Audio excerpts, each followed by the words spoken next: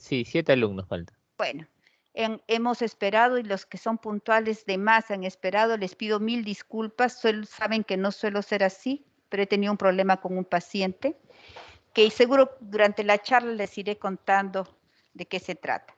Bueno, esta es una charla que ya tiene que es la tercera que les doy y que ya aterriza todo lo que hemos venido hablando durante estos 2, 3 días sobre la atención adolescente. Hoy día vamos a aterrizar, luego de que hemos hablado de los cambios físicos, de lo que es la protección, la promoción, vamos a aterrizar y cómo se hace esta atención acá en el consultorio de adolescentes, ¿ya? Ok. Me acompaña el doctor Julio Guaita, que es R3 de endocrino, así que de repente por ahí le van a escuchar de cuando en cuando su vocecita que me corrige o me ayuda. Bien, vamos. Este es el contenido de la charla de hoy día, el abordaje, la historia, qué paquetes tienen que entregar ahora que sean ustedes internos y sean serumistas. Y lo que más me interesa para hoy día también es los enfoques de riesgo y protección. Ya estamos convencidos ustedes y yo durante 3 clases que trabajar con adolescentes es importantísimo para el progreso y desarrollo de nuestro país, que estamos en un gran bono demográfico y que de ellos depende pues los líderes inmediatos del futuro, o sea, invertir en ellos es de vital importancia. Y la segunda línea lo que dice es todo encuentro con adolescentes es una oportunidad. Los adolescentes no suelen venir a la consulta, es difícil. Y por último, a veces también vienen forzados y es el único momento que puedes tener para poder implicar sobre ellos.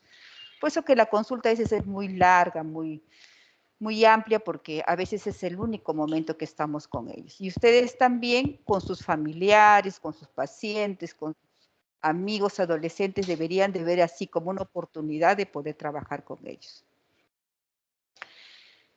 En la atención clínica, nuestro trabajo es el acompañamiento. Ese es el trabajo.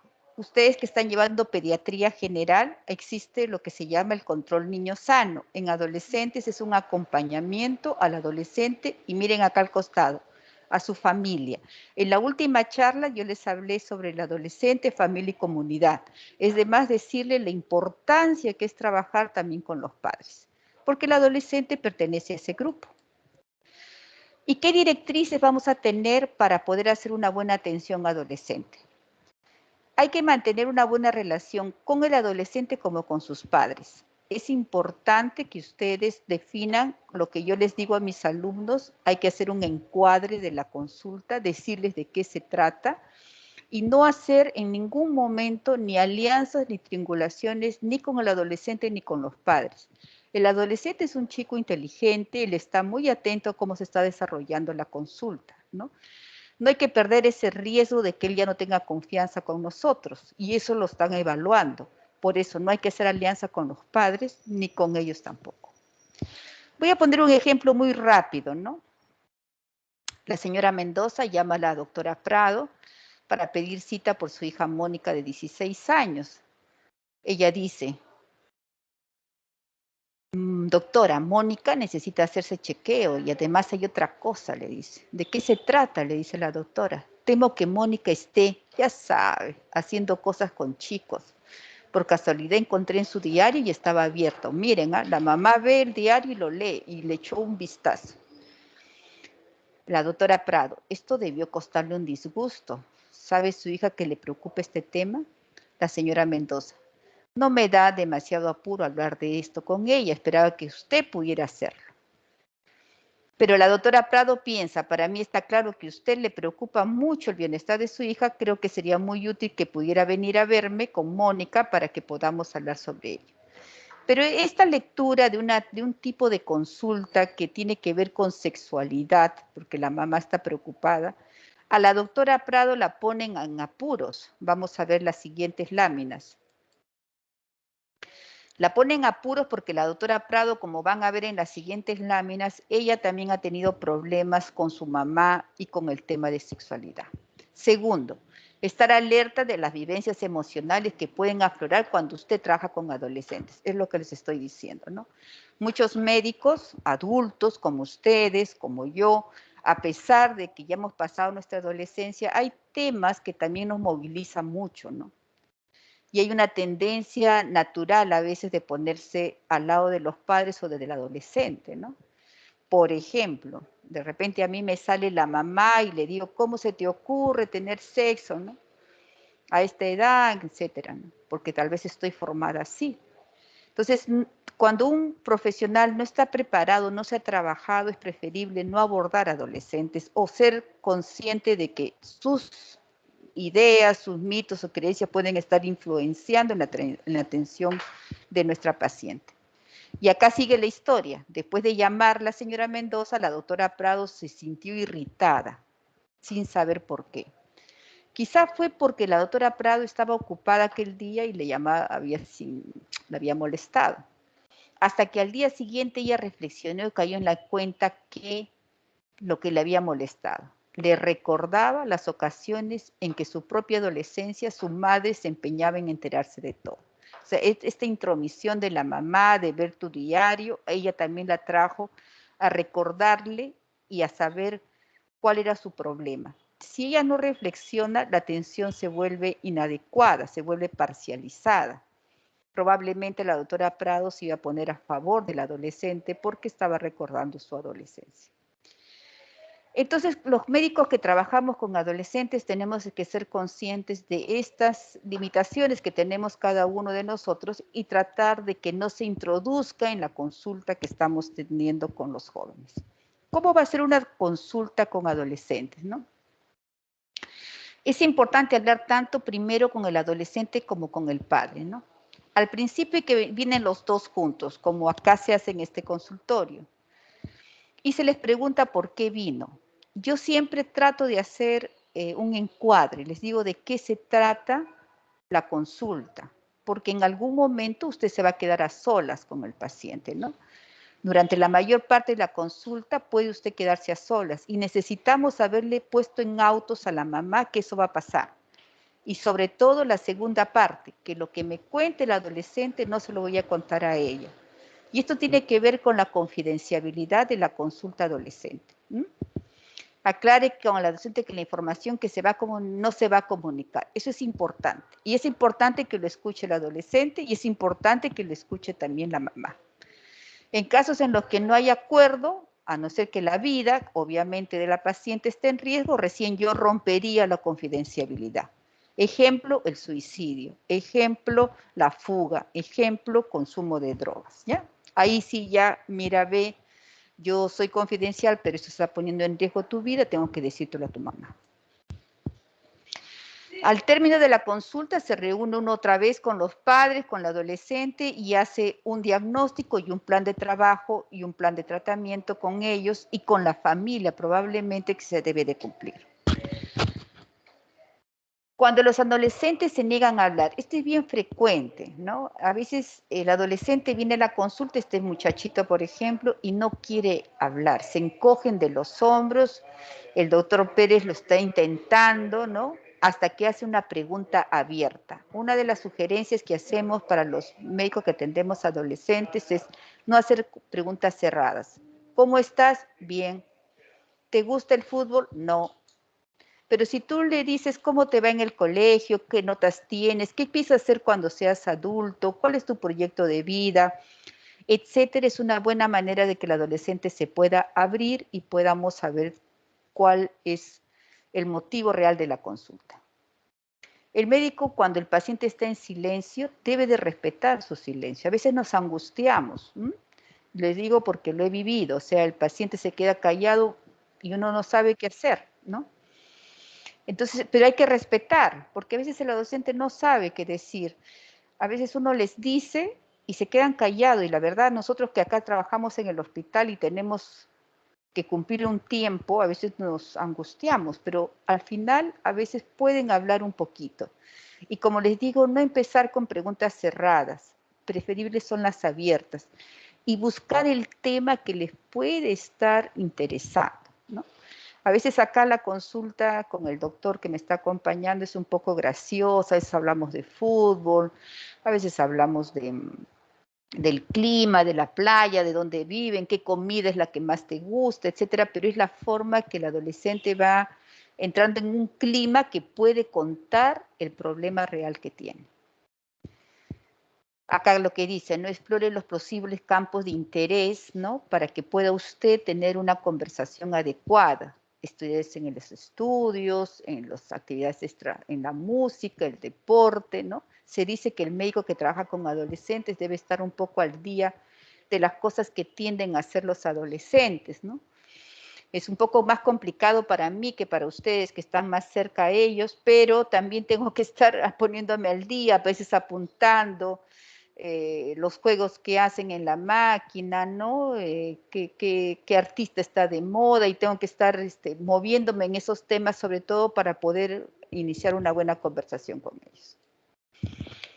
Esto, por ejemplo, me pasó hoy día. Aprovecho el momento del examen físico para conversar. Hoy día yo con el doctor Guaita teníamos una paciente, la última, que nos parece un trastorno de conducta alimentaria que está asociado a un hipotiroidismo, una desnutrición severa, una amenorrea más de 7 meses, etcétera.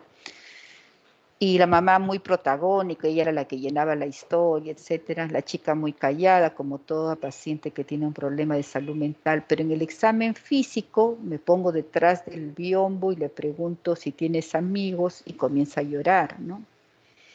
Entonces, el examen físico, como ven acá, este médico es un buen momento para poder hacer una interacción más cercana con el adolescente y un poco apartada de la mamá, ¿no? Que nos sirve para tener algo más de intimidad pequeña con el adolescente. Y hay que aprovecharlo, en buenos términos.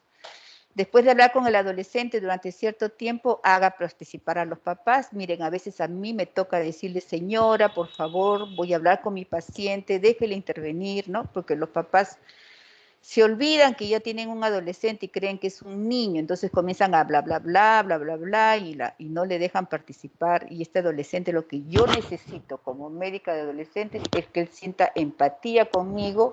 Yo necesito que él haga conmigo empatía y que él confíe en mí y que él siga la consulta. También me interesa la mamá, pero sobre todo el adolescente, porque a veces la mamá no está lejísimos del motivo de consulta, ¿ya? Facilita una discusión en cuestiones importantes. Esta parte a mí me es importante, sobre todo cuando genero pequeñas crisis en la consulta para ver exactamente cuál es el comportamiento de la mamá y del adolescente, y a veces es importante hacer esta pequeña discusión. Por ejemplo, a qué horas llega a la casa, pongamos, si va a ir a una fiesta, a qué horas quieren que regrese, motivos de conflicto, y tú vas viendo cómo se desenvuelven los padres y el adolescente ante ese conflicto. Te sirve para ver si es una familia funcional, disfuncional, si hay entre los padres concordancia en las normas o no las hay, que es importante para el adolescente y su seguimiento. Vamos a entrar ahora a lo que es la historia clínica. Cualquier momento, por favor, levantan la mano, me detienen, me hacen preguntas, ¿no? Para cualquier cosa que no se entiende o para una discusión. Les quiero mostrar la historia clínica que da el Ministerio de Salud y que ustedes deben conocerla. Cuando sean internos o serunistas lo van a tener que utilizar. Y esta es la atención integral del adolescente, está en la norma técnica 22 del Ministerio de Salud, donde nos enseñan cómo son las historias clínicas para cada grupo etario. Y yo quisiera que miren, cuando uno ve la atención integral del adolescente, van a ver que hay también la consejería, es un procedimiento de la atención. Los temas educativos es un procedimiento. O sea, no es a ver si le hago, a ver si yo quiero, a ver si me da tiempo. Hay que hacerlo, es parte de la atención integral del adolescente. Y esto es, ¿por qué la marco esta parte que es la historia clínica de atención adolescente? Porque tiene sus peculiaridades. Ustedes que están haciendo pediatría general van a ver ciertas diferencias.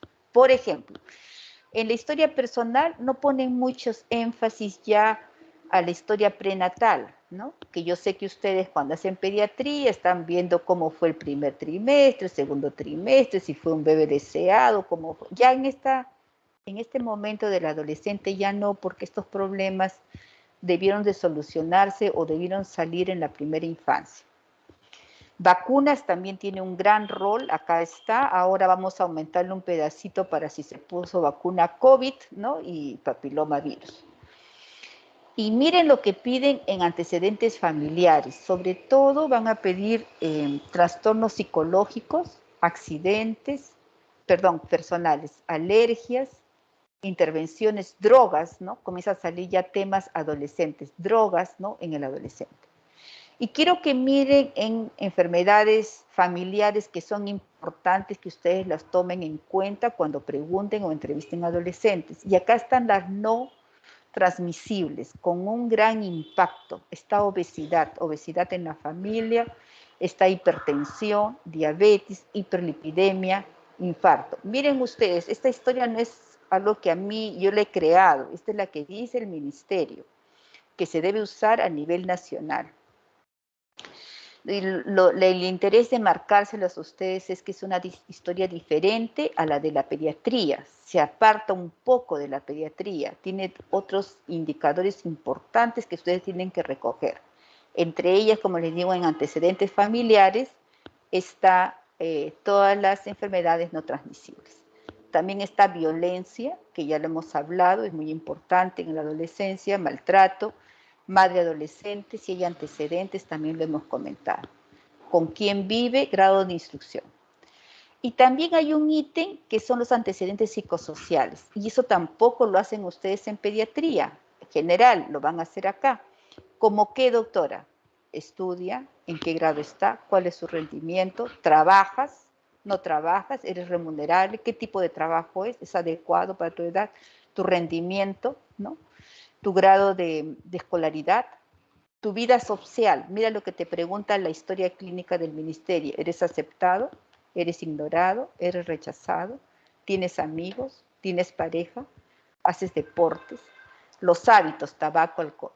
Entonces, es una historia que tiene ciertas características. Y en otro ángulo importante está todo lo que es salud sexual reproductiva, si ya tienes relaciones sexuales, si ya tienes la menarquía, si ya te embarazaste, es como la salud bucal también como importante. Esta es parte de la historia y quiero que vean que los cuidados preventivos es parte de la historia del adolescente, que lo vamos a ver después más. Y como ya les dije también en las clases anteriores, el diagnóstico nutricional en adolescentes se hace con el índice de masa corporal y talla para la edad. Acá están las desviaciones y los diagnósticos. Como ya también les mencioné, en adolescentes lo que más tenemos es sobrepeso y obesidad, que distancia a la pediatría general, donde el problema es pues las de nutrición, el marasmo, el kwashiorkor. Acá al revés, tenemos mala nutrición, pero sobre todo con obesidad y sobrepeso. Este es parte también del seguimiento de la historia clínica, dando mucho énfasis a la valoración nutricional y al examen clínico, motivo de consulta. Sigamos. Esta es parte de la historia clínica también. De hecho, nosotros no somos odontólogos, pero sí quiere remarcar que en esta edad la higiene bucal, el manejo de dientes es muy importante y que no se ha estado dándole importancia. Hay que de una vez con el adolescente que tenemos al frente poderle hablar, instruir y en todo caso, si tienen oportunidad, derivar. Solamente estas siguientes láminas, que no les quiero cansar, es para reafirmar lo que acabo de pasar, ¿ya? ¿Qué datos de todo lo que les he hablado y de todo lo que les he mostrado, de la historia clínica que acabamos de ver, son indispensables que ustedes siempre lo llenen si es que no poseen esa historia en su rutina? Esto es en datos personales, ¿no? La educación, si pertenece a una religión, ¿por qué? Porque como vamos a ver, religión es un factor de protección, estudiar es un factor de protección, ocupación es un factor de protección. Entonces ya estamos haciendo historia que al final nos va a servir estos datos para poder sacar, aparte del diagnóstico, si tiene factores de riesgo y factores protectores. Antecedentes personales, ya les dije que estos de acá arriba no son tan, los perinatales no son tan mencionados. Crecimiento y desarrollo sí, es importante saber cómo fue su Denver de su paciente, su crecimiento también si es que tienen los percentiles, las vacunas cómo están. Como ustedes bien saben, hay un dogma en pediatría de vacunas que no han sido colocadas, se puede colocar en cualquier momento, es un buen momento para revisar vacunas y las que no tienen, ponerlas o completarlas, ¿no? Como si seguiríamos nomás el carnet, así que es una buena oportunidad. Y entre sus antecedentes, no se olviden de buscar si en algún momento tuvo o no tuvo apoyo psicológico. Muy frecuente ya en este grupo etario y hay que también ubicarlos, ¿no? Porque ya te ayuda también para saber si ya tuvo algún problema de comportamiento, su experiencia con el psicólogo y por qué ha estado yendo y si hay algún diagnóstico. En la familia, les vuelvo a repetir, lo más importante es buscar las enfermedades no transmisibles que están acá, igual maltrato, ¿no? Maltrato, que son factores de riesgo, los de acá, y grado de instrucción de padre o referente también se puede ser un factor de riesgo o un factor protector. Psicosociales, también les avisé, no se olviden de preguntar en salud sexual reproductiva. Yo suelo hacer, colegas, un examen final, no yo, sino toda la cátedra de historia clínica.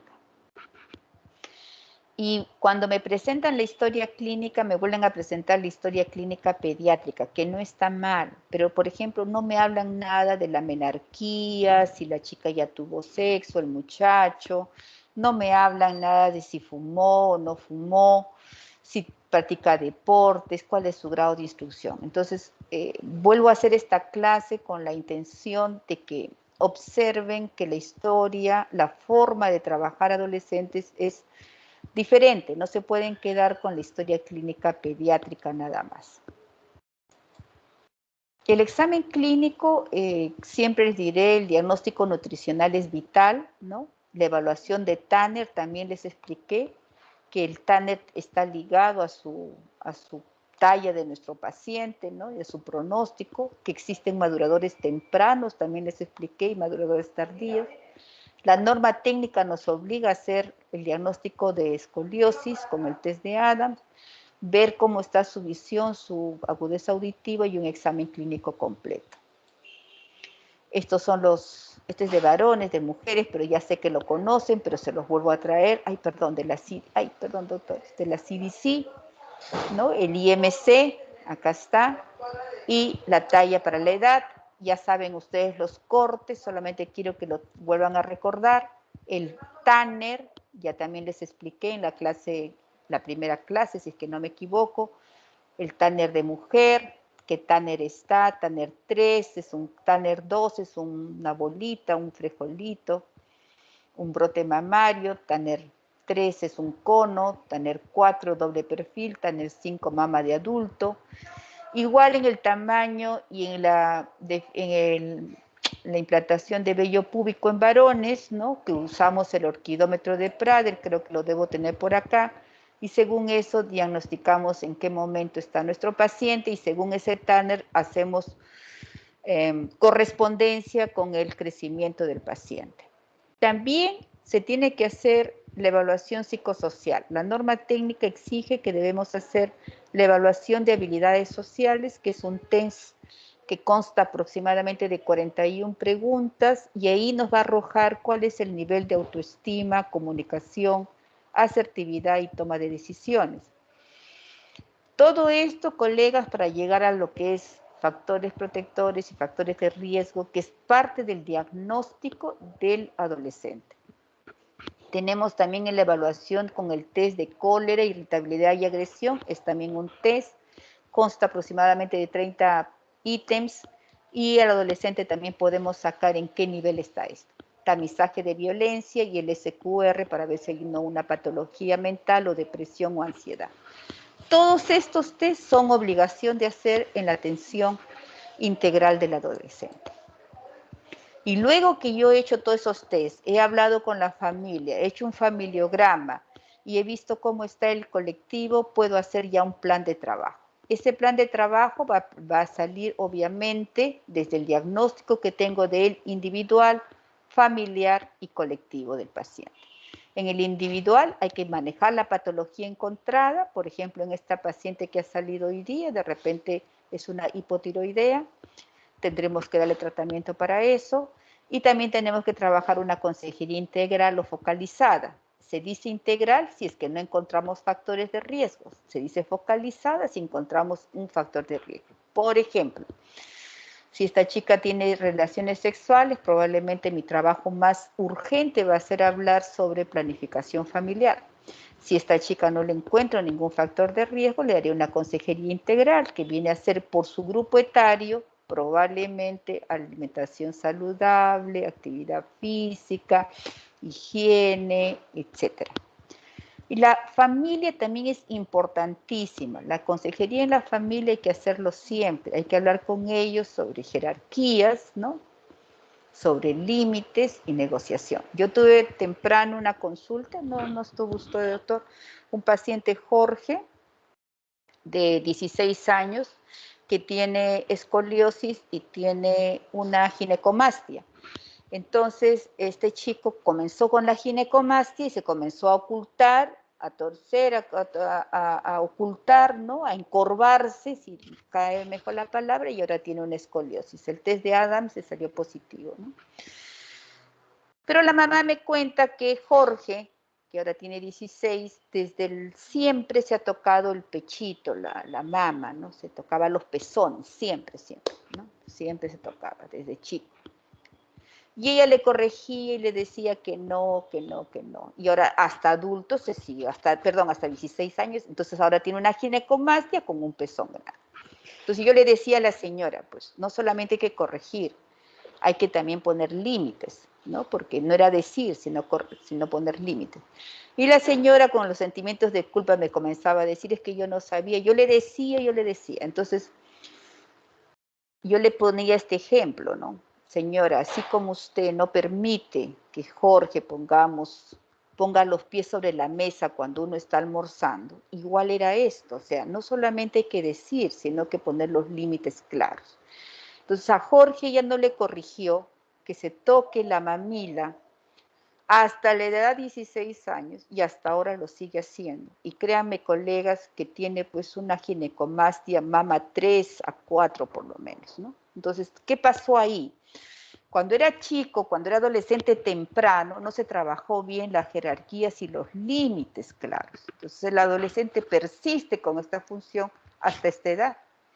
Y ahora ya tenemos un muchacho ansioso que se toca constantemente, etc.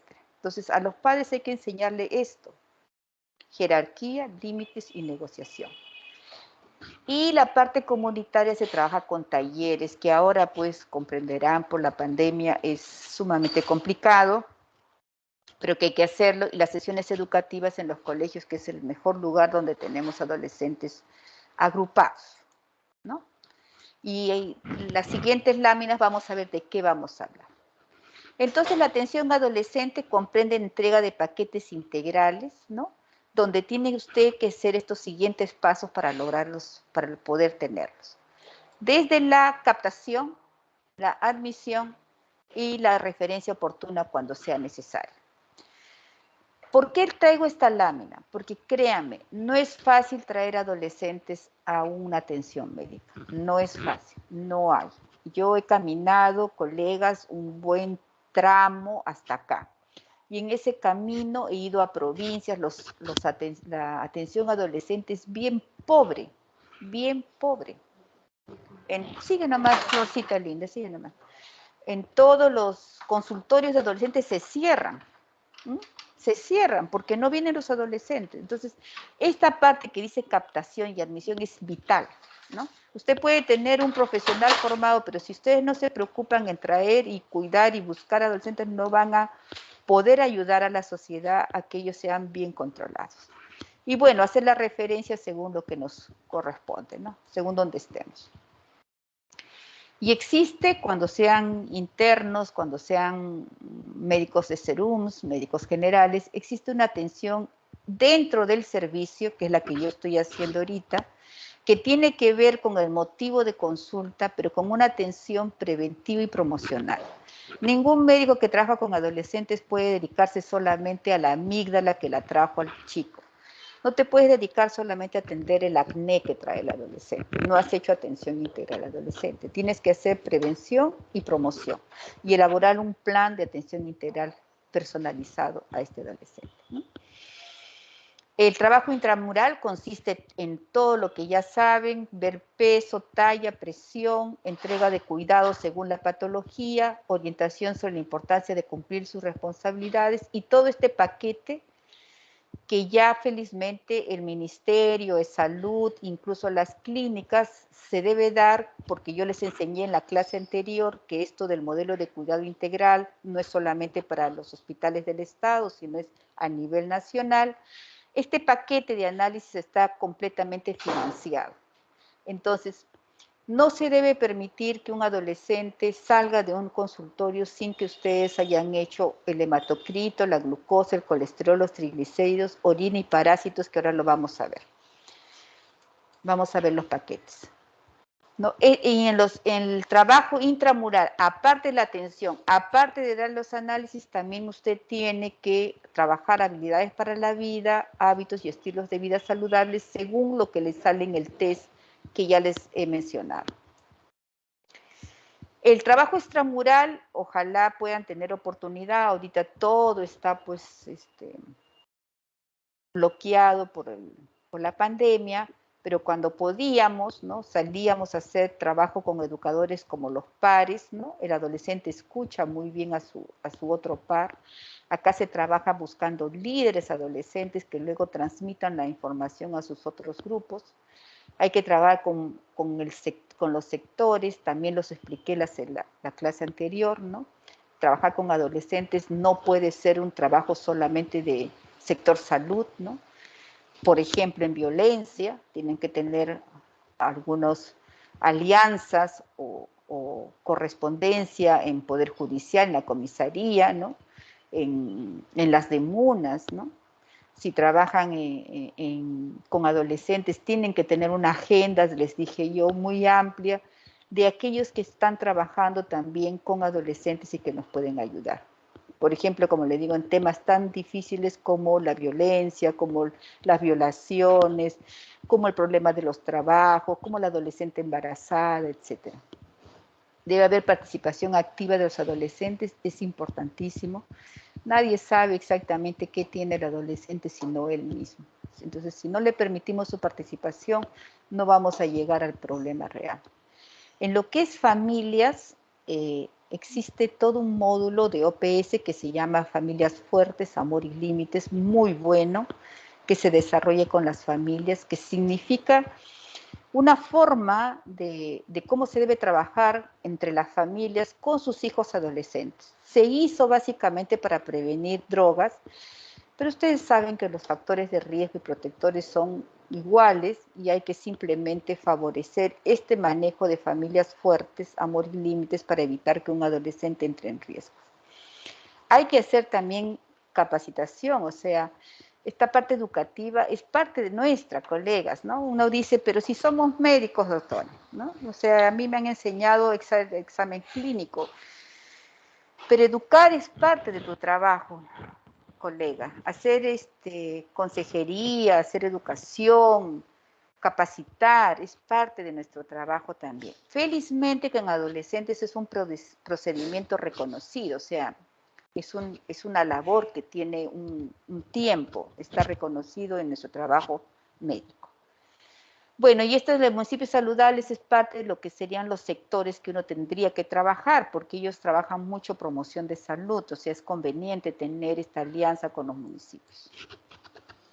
La familia es muy importante, ¿no? Entonces, la familia debe constituirse en una unidad de intervención de salud adolescente. Yo les explicaba que existen familias funcionales y disfuncionales. Uno tiene que lograr que esta familia sea lo más funcional y que acompañe lo mejor a nuestro paciente, ¿no? Dado que sus miembros tienen el compromiso de nutrirse emocional y físicamente compartiendo recursos como tiempo, espacio y dinero. Otros escenarios de intervención a considerar son las instituciones educativas y la comunidad. En toda mi experiencia, doctores, trabajando con adolescentes, para mí un trabajo vital es la familia. Una familia te puede llevar al éxito o te puede llevar al fracaso. Y ya les dije también, una familia no es esa foto de papá y mamá y los hijitos. Familia es aquel que cumple los roles adecuados para nuestro adolescente.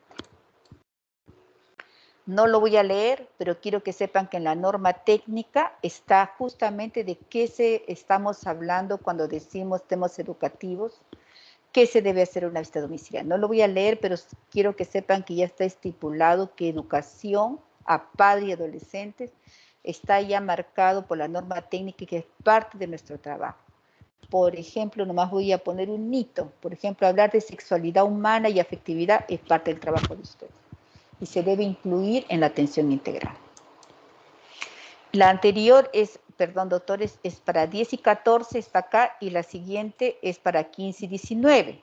Igual, qué se debe hacer en el examen y qué temas debemos hablar con ellos, ¿no? Acá está. Por ejemplo, a esa edad ya se debe hablar sobre proyecto de vida y resiliencia. A ver, en la consejería integral, sobre salud física y salud bucal, sobre salud psicosocial, etcétera. Ya está estipulado. Solamente hay que aplicarlo. Esto lo voy a pasar. Ahora quiero hablarles muy rápidamente de los paquetes de atención integral, ¿ya? Que deben conocerlos. Porque no todos tenemos la oportunidad de hacer todo lo que implica. ¿Cómo se debe de ejecutar esta atención? Hasta ahorita he hablado de cómo se debe abordar al adolescente en la consulta, cómo es la historia clínica y ahora vamos a ver cómo son los paquetes de atención que debemos entregar. Ya le hemos recibido, ya le hemos examinado, ya lo hemos atendido, ya tenemos el diagnóstico que se puede hacer en cada nivel de atención. Entonces existe, doctores, un paquete básico. Esto sí debe tener todo adolescente. Un paquete básico, lo mínimo. Eso se hace hasta en la posta médica, o sea, en el más chiquitito de los servicios de atención del Estado, en la posta médica. En ella debe recibir el paciente todo esto que está acá, ¿ya? No lo voy a leer, se los voy a dejar porque está escrito ahí, es ocioso leerlo, pero sí que les puedo marcar, por ejemplo, aparte de recibir esto que es identificación de riesgos, una evaluación nutricional mínima, la hemoglobina, con el hemoglobinómetro, dar hierro está estipulado. Aparte de eso, miren acá, hay que hacer consejería. Miren, estamos hablando del paquete básico, lo mínimo que todo adolescente debe tener y que ustedes nos tienen que ayudar desde donde se encuentren trabajando. Ay, perdón, doctores. Ya. El siguiente paquete es el completo, ¿no? El completo se debe dar, como vamos a ver después, en centros de salud y se deben hacer también en hospitales. Y este tiene que ver con dar ya el paquete básico, además hacer todo esto. Dar el paquete más básico, además dar todo esto. Y acá ya vienen otras evaluaciones más, aparte de las primeras, todas estas de acá, y ya tiene que ver con psicología, consulta nutricional. Ya se supone que en este lugar debe haber un mini equipo multidisciplinario.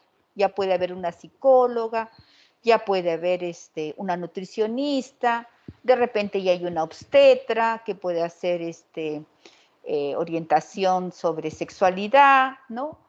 Ya puede haber un odontólogo, etcétera, y hacer todas estas evaluaciones. Y también está incluido gratuitamente todos estos análisis de acá. Esto se debe hacer en un nivel donde ya hay laboratorio, que es un centro de salud o un hospital 1. Y en los institutos como el que estoy yo ahorita, que es un 3-2, ahí ya se debe hacer la de paquete especializado. ¿Y qué debo hacer acá? Miren lo que dice la norma. Dice que debo hacer el paquete básico, va a ser el paquete completo, más la razón de la consulta.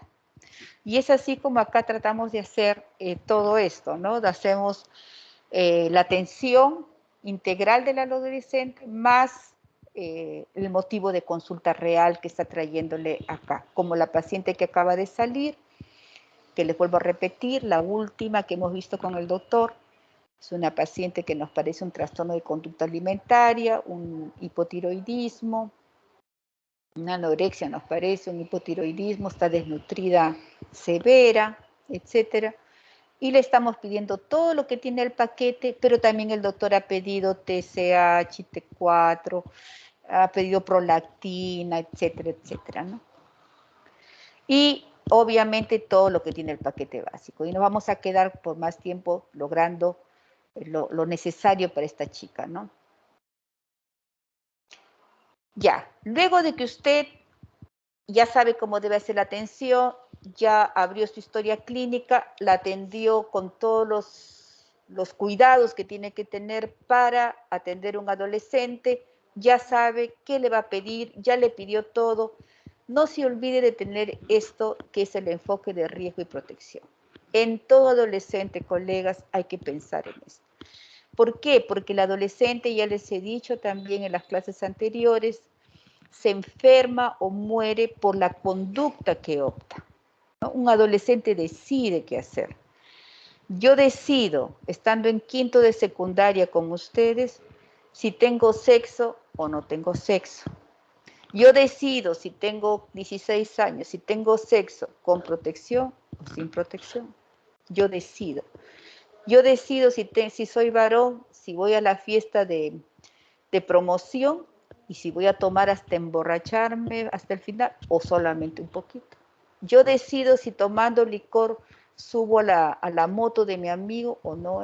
Me pongo casco, no me pongo. O sea, y estas decisiones del adolescente están basadas en esto, en el enfoque de riesgo y protección. ¿Qué hace que un adolescente diga, no voy a tener relaciones hasta que no entre a la universidad o sea médico, como muchos de ustedes que están estudiando medicina? ¿Qué hace que un adolescente decida, no voy a ir a la fiesta porque ahí probablemente va a haber droga, mejor no voy, o si voy, no voy en este grupo, etcétera? ¿Qué hace? Es esto, el enfoque de riesgo y protección. Según lo que tenga el adolescente de riesgo o protección, va a tomar sus decisiones que lo pueden entrar o no en una conducta de riesgo. Muy bien. ¿Y qué factores de riesgo tiene este adolescente? Son individuales, familiares y colectivos. Y están luchando contra los factores de protección, individuales, familiares y colectivos. Y acá están, doctores, y tampoco los voy a leer, es ocioso leer, pero quiero poner, por ejemplo, alguno de ellos, que para mí son muy útiles. En el factor de riesgo adolescente individual es el rendimiento escolar. A mí me gusta mucho preguntar cómo te va en el colegio. También cómo va, por ejemplo, el nivel de violencia en la casa, cómo es la familia, ¿no? Igual en el factor de protección. Y usted va haciendo como un check si tiene más factores de riesgo o más factores protectores. Y de esa lucha de ambos depende que gane si mi adolescente entra o no en un factor de riesgo. ¿Y cuál es la conducta a seguir al paciente cuando ya hemos hecho todo este trabajo? Aparte de todo lo que, ¿qué es lo que vamos a hacer? Aparte de hacer la atención de motivo, la evaluación integral, de hacer un plan de trabajo y de hacer la ejecución de este plan de trabajo integral, individual, que tiene que ver con todo esto de acá, que ya está, identificar factores de riesgo. Miren, colegas, en la evaluación integral, aparte de hacer toda la evaluación física, de hacer la evaluación psicosocial, tamizajes, etcétera, hay que identificar factores protectores y de riesgo. Ahí se los dejo. Ahí se los dejo. La evaluación. La entrevista con el médico. La evaluación puberal, que ya le hemos hablado. El Tanner. Les estoy haciendo un recordaris de todo lo que tienen que hacer. El orquidómetro para ver testículos. El Tanner. Aparte de todo esto. El madurador temprano versus el tardío, que ya también les hablé. La evaluación de la agudeza visual, deben hacerlo, la agudeza auditiva, también en adolescentes es, según la norma técnica, es obligatorio.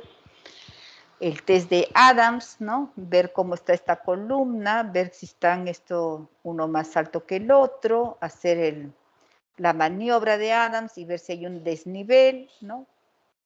Y hacer el diagnóstico, ¿no?, de escoliosis. Es necesario hacerlo en todas las consultas adolescentes.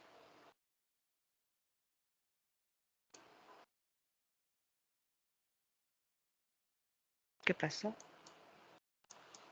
Perdón, doctores. Ya. En esta parte solamente ya para hablar sobre la consulta que estamos haciendo en este momento, porque la que hasta ahorita les he mostrado es la consulta presencial, pero ahorita quiero hablarles un poquito de la consulta por telesalud. ¿Qué es lo que estamos haciendo?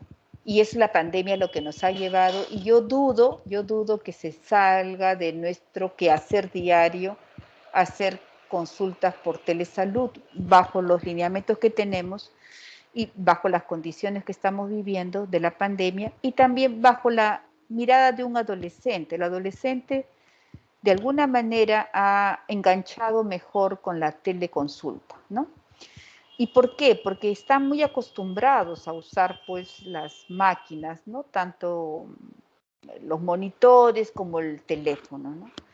Aparte que le da mucha flexibilidad de horarios, ¿no? Mucha confidencialidad con su médico, son muy cómodos y están acostumbrados a manejar esta forma de comunicación.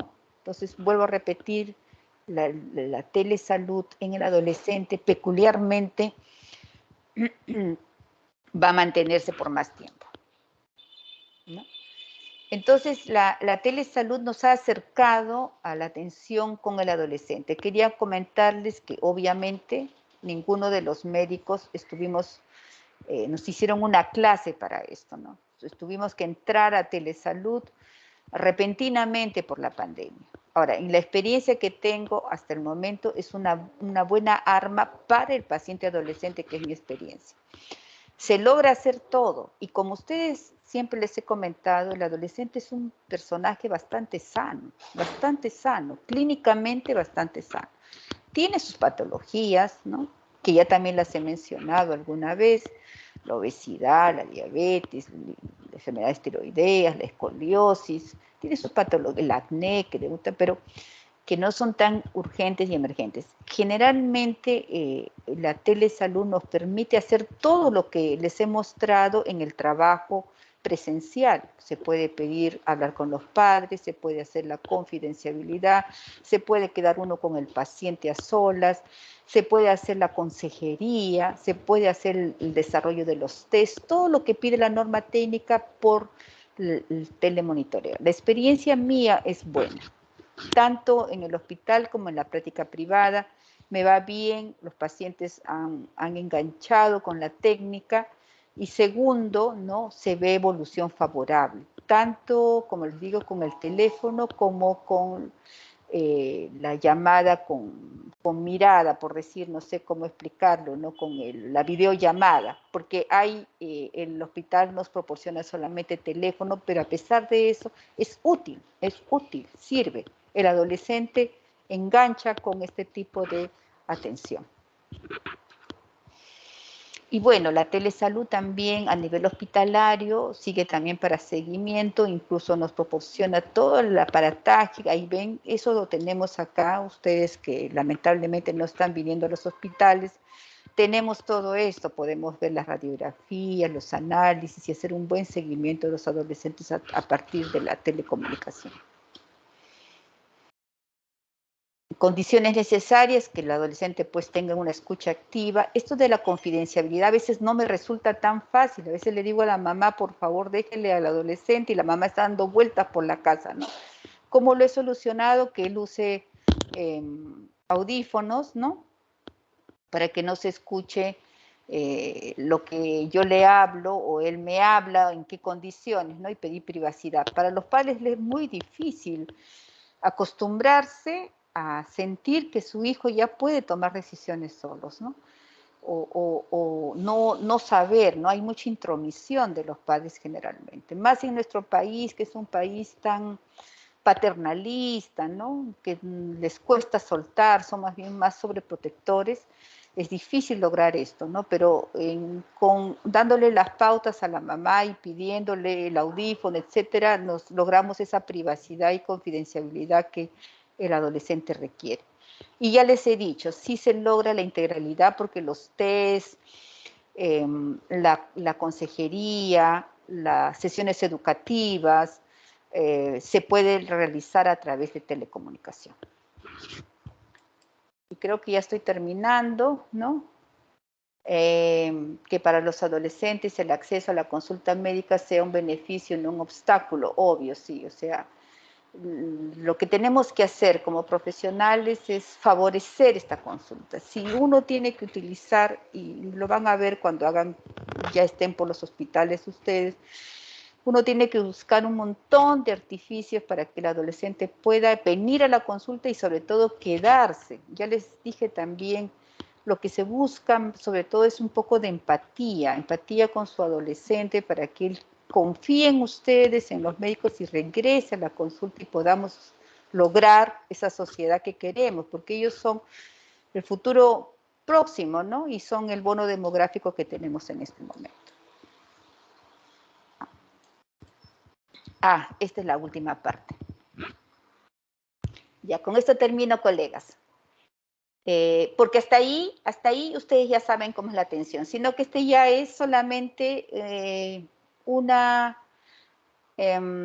aporte que hace OPS. OPS dice que con esta mnemotécnica se dice mnemotécnica, HETS, ¿no?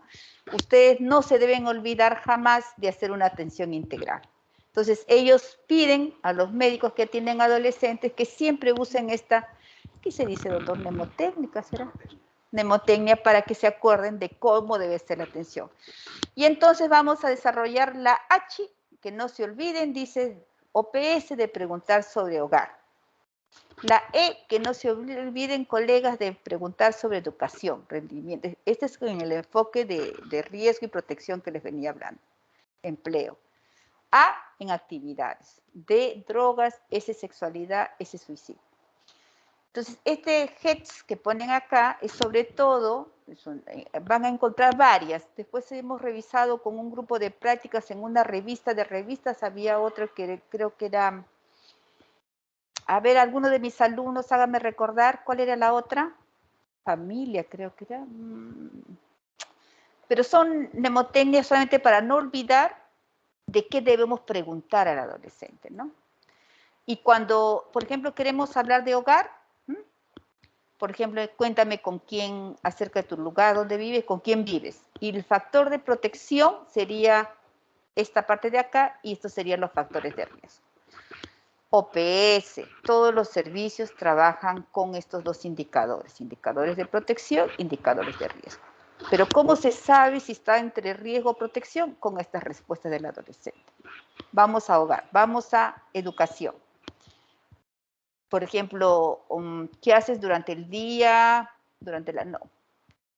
¿Qué te ves haciendo aquí 10 años? Esta es una pregunta que a mí me gusta y me va muy bien, ¿no? Estos son los factores de protección y tiene esperanzas al futuro.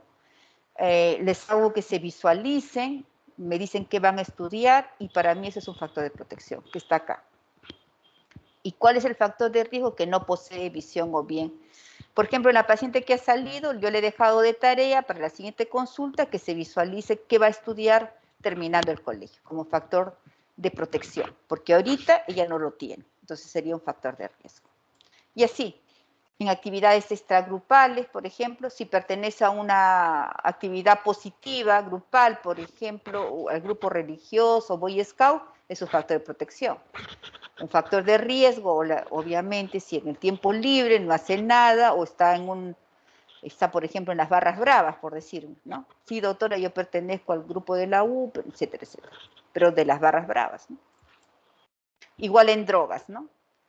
¿Has usado alguna vez? La pregunta, ¿no ha fumado? Parecería que es un factor de protección, pero si los amigos, como dice acá, el indicador de riesgo, fuman, o en la comunidad, o en la familia, esa disponibilidad de drogas, y es un factor de riesgo. en la sexualidad. ¿Tienes novia? ¿No tienes novia? ¿Sabes sobre cómo utilizar el preservativo? Factor de protección sí lo sabe, ¿no? O quiere postergar su inicio de relaciones después de 16 años. Y factor de riesgo es tener, pues, sexo sin protección. Suicidio, autoestima, igual, ¿no? Tiene preguntas que le va a dar el HEDS, como les digo, es una mnemotecnia que usa OPS, y usted decide la respuesta si es un factor de riesgo o es un factor de protección. Al final, usted ve los factores de riesgo de su paciente y va a promover los factores de protección. Y quiero concluir esta clase con que lo primero es proporcionar la asistencia médica necesaria y adecuada, obviamente. Si viene por un apéndice, yo no voy a estar preguntando, pues, ¿y tienes enamorado? No es el momento, ¿no? Hay que trabajar con la demanda inmediata, con la urgencia, ¿no? Ya después tenemos que hacer todo el trabajo eficaz y adecuado. En la primera parte lo que habla es sobre la empatía, ¿no? Hay que ser empáticos, si no, no van a poder trabajar con el adolescente, ¿no? Tratar de ponerse en los zapatos del muchacho en las condiciones que está viniendo. Hay que ser confidencial, pero tampoco ya hay que ser un héroe, ¿no? Si el paciente nos está, la otra vez hablábamos con un caso que habíamos puesto de Claudia, que es una chica que tiene sexo, y pongamos que sea con un adulto, entonces no, pues exceder esa confidencialidad no está bien, hay que involucrar a los padres para también compartir la responsabilidad médica, ¿no? Si te quedas tú con la información, te haces cómplice y no, tampoco es así. Bien, con esto quiero terminar la charla de hoy día, pero agradecerles, pedirles si es que hay alguna pregunta y sobre todo marcar algo, ¿no? La entrevista adolescente es una oportunidad que tienen ustedes, tenemos todos, y hay que aprovecharla. No solamente para atender la demanda que viene, no solamente para dar atención integral completa, sino también para dar factores de protección. Termino con la reflexión que hacíamos con el doctor hoy día, una adolescente excelente alumna, primeros puestos, muy bonita ella, pero ahorita está con un problema mayor, que es un trastorno de conducta alimentaria, está desnutrida severa, de repente tiene problemas con tiroides, y entonces hablábamos con el doctor el proyecto de vida de esta chica, ¿no? De repente, si no se enferma, esta chica hubiera sido una gran líder, ¿no? Pero ahora ya entró una patología. Debimos trabajar antes, ¿no? Y detectar si ella tenía factores de riesgo para minorarlos y potencializar sus factores protectores. Y ya no tendríamos ahorita que trabajar con tanta patología, sino más bien saludar a una nueva adolescente que esté logrando sus metas. ¿Alguna pregunta, doctores? ¿Alguna cosa que no quedó clara? ¿Algún tema que quisieran participar? ¿Algún comentario? ¿Alguna experiencia?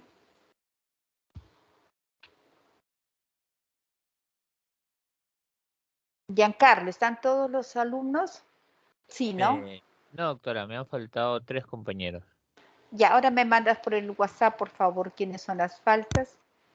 Giancarlo, creo que si no hay preguntas o hay alguna pregunta, que alguien levante la manito. ¿No hay? No, doctora, al parecer no. Ok, entonces nos vemos mañana con el grupo de práctica y me mandan los nombres de los alumnos que han faltado a la clase, ¿ya? Muchas Ya, gracias.